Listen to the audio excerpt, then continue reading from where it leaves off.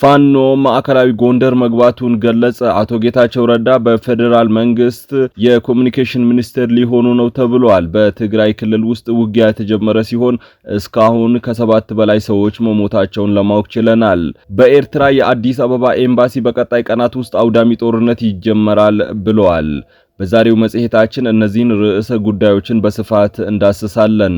ዛሬ በእንግድነት ወደ ቤታችን ጎራ ያላችሁ እንኳን ደህና መጣችሁ ብለናል። ጥበብ ሚዲያ በጋዜጠኞች የተመሰረተ ሚዛናዊና ገለልተኛ መረጃዎችን የሚያደርሳችሁ ሚዲያ ነው። ሰብስክራይብ በማድረግ የደወል ምልክቷን በማብራት የቤቱ አባል ተሆኑ ዘንድ በታላቅ አክብሮት እንጠይቃለን። ላይክና ሼርም አይረሳ።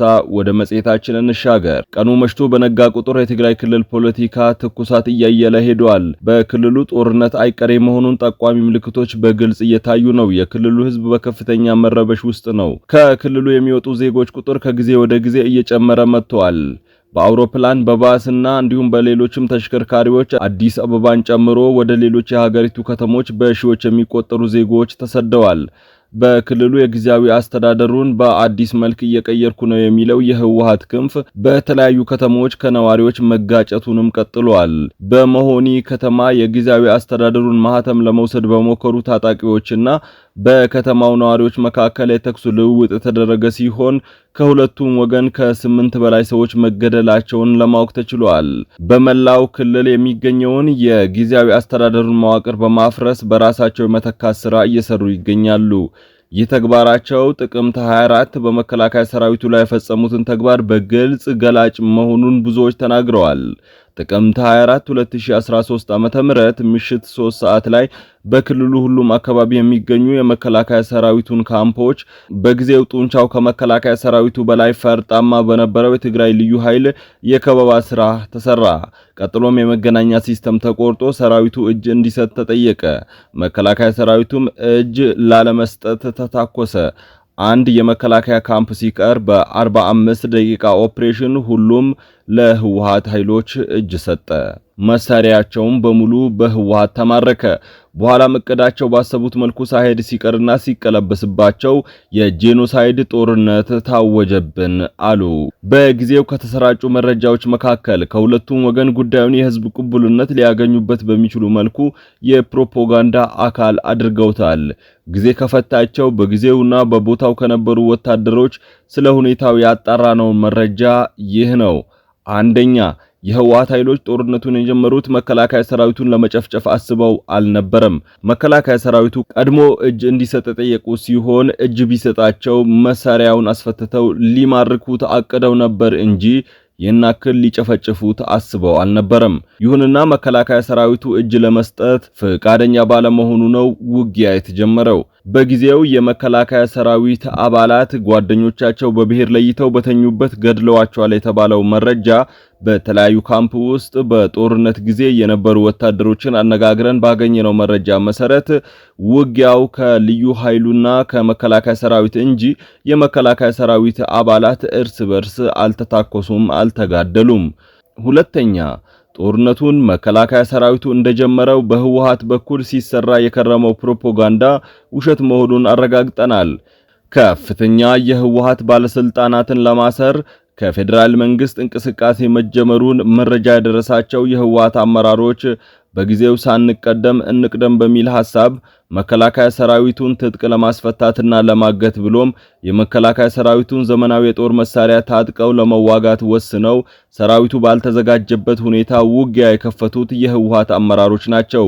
ይህንን ባያደርጉ ዋና የህወሓት አመራሮች መታሰራቸው አይቀሬ ነበር። በዚህ መልኩ የተጀመረው ጦርነት በመቶ ሺህ ሰዎች ያለቁበት ወይንም በአቶ ጌታቸው ረዳ አገላለጽ የተቀዘፉበት አውዳሚ ጦርነት አዋልዷል። ታሪክ ብዙም ሳይቆይ ራሱን ደገመ። እነዛው ሰዎች በመከላከያ ሰራዊት የተፈጸሙትን በትግራይ ጊዜያዊ አስተዳደር ደገሙት። አሁን ክልሉ ወደ ለየለት ብጥብጥ ገብቷል። በዶክተር ደብረጽዮን የሚመራው ኃይል ትግራይ ሰላም ነች ቢልም ትግራይ ከፍተኛ ችግር ውስጥ ነች። ምናልባትም በቀጣይ ቀናት ውስጥ ምን ሊከሰት እንደሚችል ማወቅ አይቻልም። በፕሪቶሪያው ስምምነት መሰረት ፈርሷል ተብሎ ሲጠበቅ የነበረው ቲዲኤፍ ብሎ ራሱን የሚጠራው ኃይል አሁንም አዳዲስ ሰልጣኞችን እያሰለጠነ ይገኛል። በሰሞኑ በአድዋ ከተማ የመጽሐፍ ምረቃ በማስመሰል ታጣቂ ኃይል ማስመረቃቸውንም ለማወቅ ችለናል። የአድዋ ከተማ ህዝብ ግንኙነት ጽሕፈት ቤት ባሰራጨው መረጃ በአድዋ ስቴዲየም አርሚ 42 ኮር 421 የጀግንነት ውሎ የሚተርክ መጽሐፍ ማስመረቁን አስታውቋል። ከዚህ ጋር አያይዞ ባቀረባቸው ፎቶግራፎች ግን አንድም ቦታ የመጽሐፍ ምረቃን የሚያሳይ ምስል አልቀረበም። ፎቶግራፎቹ የሚያሳዩት ወታደራዊ ትርኢት ነው። ይሁንና የአድዋ ከተማ ኮሙኒኬሽን ጽሕፈት ቤት በመጽሐፍ ምረቃ ላይ የሰራዊቱ ከፍተኛ አዛዦች፣ የሰማዕታት ቤተሰቦችና የሰራዊት አባሎች ከፍተኛ ባለስልጣናት ተገኝተዋል ሲል መረጃውን አሰራጭቷል።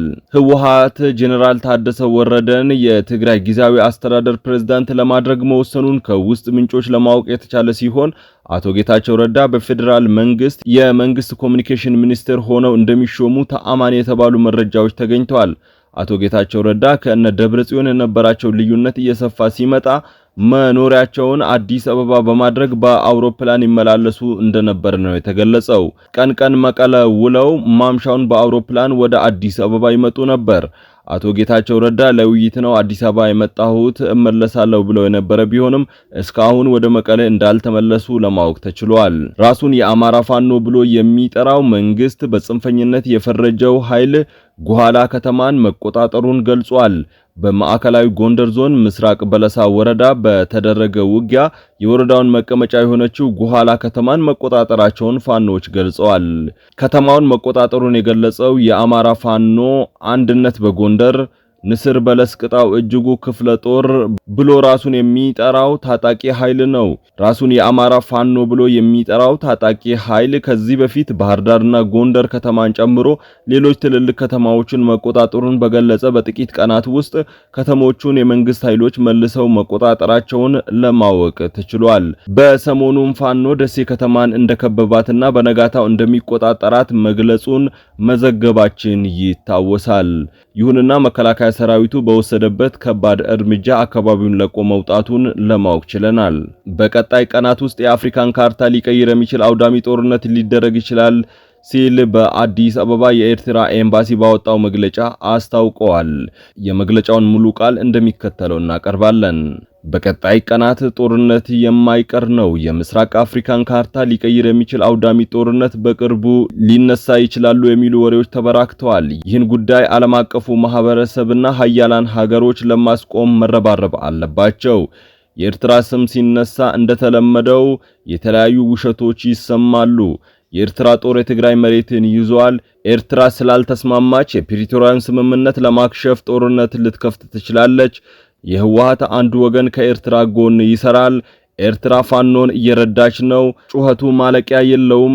መታወቅ ያለባቸው እውነታዎች የኤርትራ ህዝብ በየብስም በባህርም በደሴትም የተትረፈረፈ ሀብት የታደለ ነው።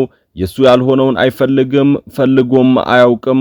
በታሪክ ውስጥ ወረራ በመፈጸም አስቀያሚ ታሪክ የለንም። ግን ከተወረረን በፕሬዝዳንት ኢሳያስ አፈወርቂ አነጋገር የኛ ያልሆነውን አንፈልግም፣ የራሳችንን አንሰጥም የሚለውን የሱ የታወቀ መርህ ነው። ነገር ግን ኤርትራ በድንበር ኮሚሽን በዓለም አቀፍ ካርታ ላይ የተደነገገውን ከዓለም አቀፍ ድንበር ውጪ የትኛውም ፓርቲ ንብረት የሆነ መሬት አትይዝም። ኤርትራ በቀጠናችን ሀገራት ውስጥ ጉዳይ ጣልቃ የመግባትና አንዱን ወገን በመደገፍ ሌላውን የማጥቃት ፍላጎት የላትም ይላል የኤምባሲው መግለጫ። ውድና የተከበራችሁ የጥበብ ሚዲያ ቤተሰቦች የዛሬው መጽሔታችን ይህንን ትመስላለች። ከኛ ጋር ስለነበራችሁ መረጃውን ስለተከታተላችሁ ከልብ አድርገን እናመሰግናለን። ጥበብ ሚዲያ በጋዜጠኞች የተመሰረተ ሙያዊ ስነ ምግባርን አክብሮ ሚዛናዊና ተአማኒ መረጃዎችን የሚያደርሳችሁ ሚዲያ ነው። ሰብስክራይብ በማድረግ የደወል ምልክቷን በማብራት የቤቱ አባል ትሆኑ ዘንድ በታላቅ ትህትና እንጠይቃለን። ሰላም።